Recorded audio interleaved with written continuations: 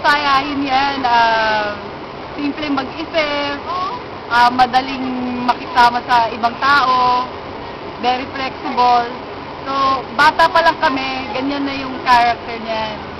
So, kung meron mang isang tao na makakapag-describe sa kanya ng mas mahusay, ako na yun kasi mula nung elementary kami, magkasama na kami, lahat ng pinasukan namin eskwelahan, isa lang. So, lahat ng set of friends namin, halos isa lang din, yung kaibigan niya, kaibigan ko. So, siya yun nga, kagaya ng sabi ko, hindi yan mahirap mag-adjust. Madaling makiblend, madaling makibagay.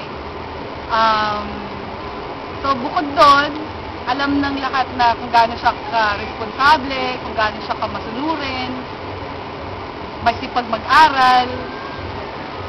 Kaya nga nung college kami, nag-decide yan na maging teacher kasi siguro gusto niya kung paano siya lumaki, kung paano siya